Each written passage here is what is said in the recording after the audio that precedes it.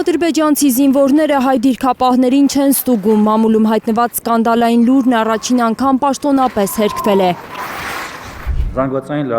Պաշտպանության նախարար Սուրեն Պապիկյանը հայտարարել է, Սև լճի մոտ հայկական միակ դիրքը գնալիս, հայ զինծառայողներն ստիպված են անցնել ադրբեջանական դիրքի կողքով, բայց ադրբեջանցիները մերոնց չեն ստուգում։ Հա, հերքում եմ։ Ասում չեն ստուգում, քանի անգամ ասեմ հերքում եմ։ Հերքում եմ, հարիցս հերքում եմ, ոնց ասեմ։ Որից հետո։ Ավելի վաղ պաշտպանության նախարարությունը ոչ հերքել, ոչ հաստատել էր լուրը, թե ադրբեջանցիները ստուգում նվաստացնում են հայ դիրքապահներին։ Հայ լուրի գրավոր հարցմանը նախարարությունը պատասխանել էր, թե մամուլի ու սոցցանցերի հրապարակումները մշտադիտարկվում են։ Վստահեցրել, որ բանակում հերթափոխը բնականon է իրականացվում։ Ընտրանքը հետևյալն է, կամ պիտի այդ դիրքը թողնենք, կամ պիտի անցնենք ադրբեջանական դիրքի կողքով։ Սա հստակ է, նոր չէ, ես չեմ դրա հեղինակը, որպես պաշտպանության նախարար, ես չեմ դրա միակ շահառու, բայց այն, որ այստեղ դիրքը թողնելու պարագայում դուք ինձ պիտի մեղադրեք հայրենիքի ինչ-որ հատված իջելու մեջ, Բանակը չվերազինելու մեղադրանքներին ճոխ թվերով պատասխանելու համար պաշտպանության նախարարը համեմատության մեկնակետ է ընտրում 2018 թվականը։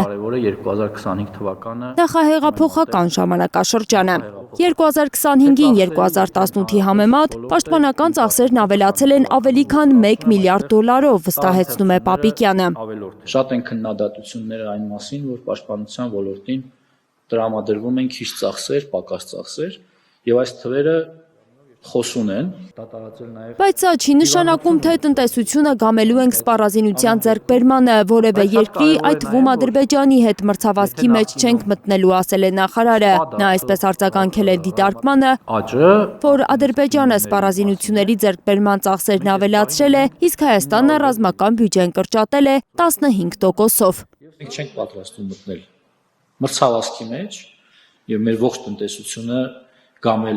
սպառազինության ձեռքբերմանը եւ ըստ էության տնտեսության քանդմանը։ Բայց դե խաղաղությանը զուգահեռ պետք է ունենանք որոշակի պաշտպանունակություն, կարծում է Պապիկյանը։ Եվ որով նաեւ ըստ նրա մեր ունեցած զենքերից չեն հրաժարվում, դրանք ադապտացնում են նոր ձեռքբերվածներին։ Ռազմական կրթությունը։ Պաշտպանության նախարարը պնդում է, անցած տարի ընդամենը 6 մահ է եղել բանակում։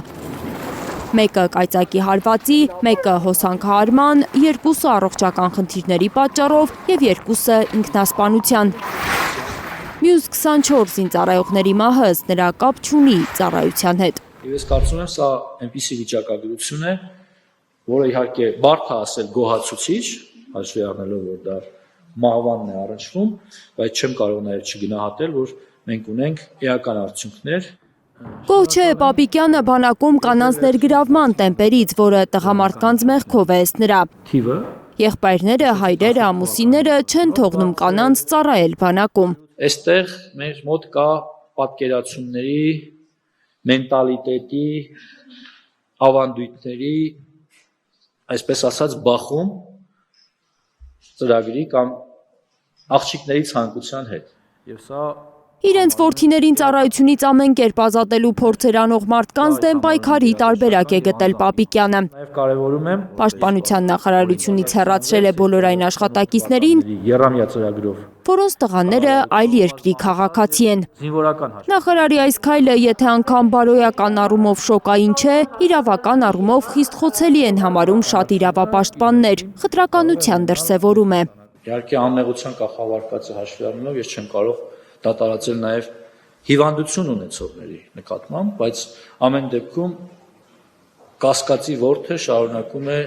ինձ ներսից կեղեքել եւ ճնշել, որպեսզի ես նրանց նկատմամբ նույնպես ուշադիր լինեմ։ Բանակի հոգսերով ինքնակեղեքվող նախարարը չի մոռանում իր քաղաքական ու քաղաքացիական պարտականությունները։ Մասնակցում է Փաշինյանի հրավիրած ուխտերթին։ Վստահեցնում է, թե նախարարության որևէ աշխատակցի չի պարտադրում նույնն անել։ Այդ դեպքում ինչպես են զինվորականներ հայտնվում ուխտերթի շարքերում։ Դա ըստ էության ոչ աշխատանքային օրը,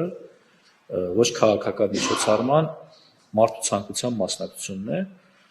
Անկեղծ լինեմ, եթե ես սա խրախուսի, դուք պատկերացնում եք պաշտպանության նախարարը խրախուսի, որ զինված ուժերը ինչ-որ բանի մասնակցում են։